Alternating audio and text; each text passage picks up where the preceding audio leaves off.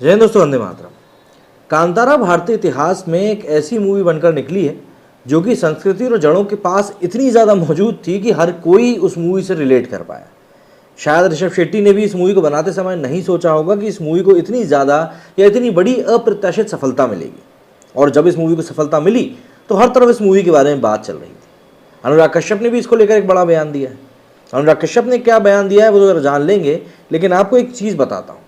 क्या आपको पता है ये मूवी कन्नड़ भाषा में मूल रूप से रिलीज हुई थी और ये रिलीज होने के करीब 15 दिनों के बाद, जी हाँ, रिलीज होने के 15 दिनों के बाद बाकी की भाषाओं में डब करके रिलीज करी गई थी। क्यों?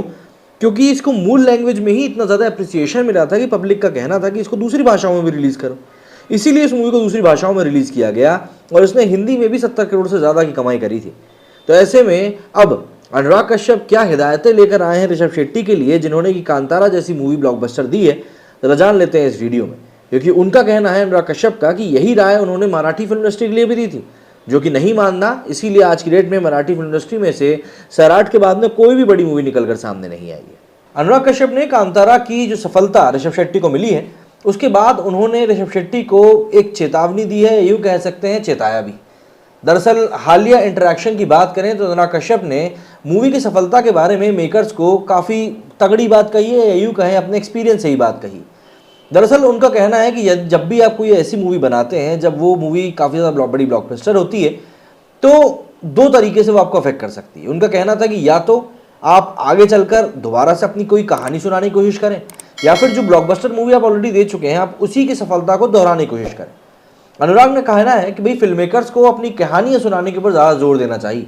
उन्होंने बताया कि सैराट के ब्लॉकबस्टर होने के बाद नागराज मंजुले से उन्होंने बात करी थी। नागराज मंजुले से बात करने के बाद उन्होंने कहा था कि ये सफलता मराठी इंडस्ट्री को कहीं ना कहीं बहुत बड़ा डेंट दे सकती है, क्योंकि अब सभी लोग इसी को रिपीट करने की कोशिश करेंगे, अपनी कहानियाँ सुनाने की कोशिश नहीं करेंगे।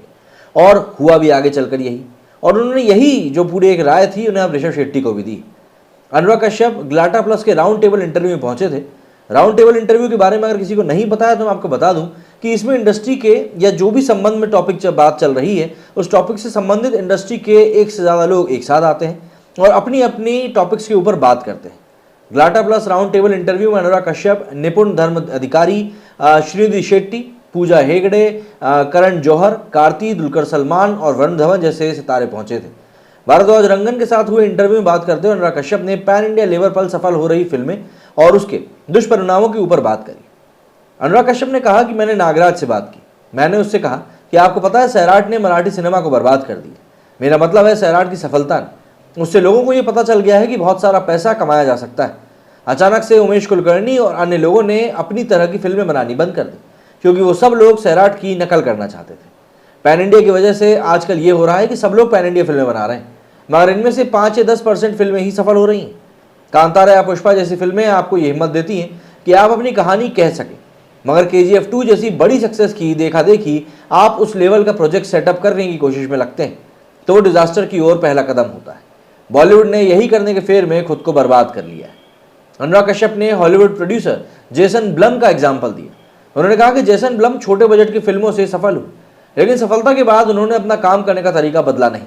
वो छोटे बजट की फिल्में ही बनाते रहे और लगातार सफल होते रहे।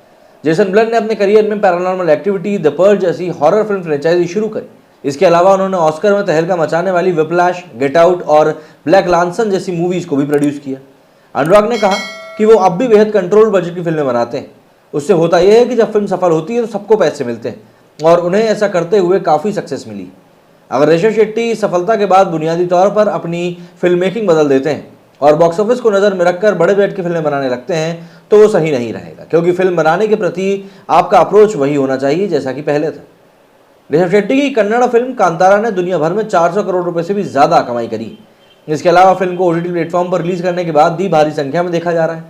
वहीं दूसरी तरफ अनुराग कश्यप की पिछली फिल्म थी दोबारा, और वो इतनी बुरी तरह से फ्लॉप हुई थी, मतलब इस मूवी को लेकर तो इन्होंने खुद तापसी पन्नू के साथ आके कहा था कि भैया आप लोग आइए और हमें बॉयकॉट कीजिए, क्योंकि उस समय लाल सिंह चड्ढा, रक्षाबंधन, इन सभी बड़ी बड़ी मूवीज़ को बॉयकॉट किया जा रहा था। तो इनका ये कहना था कि भैया आप लोग हमें भी बॉयकॉट कीजिए, जिससे कि हमें भी वही फ्री की पब्लिसिटी मिले जो कि इन बड़े बड़े सितारों को मिली है। आपका क्या कहना है अनुराग कश्यप की इस बात को लेकर? कमेंट करके मुझे जरूर बताइएगा। मेरे वीडियो फिलहाल इतना ही। जय हिंद, जय भारत।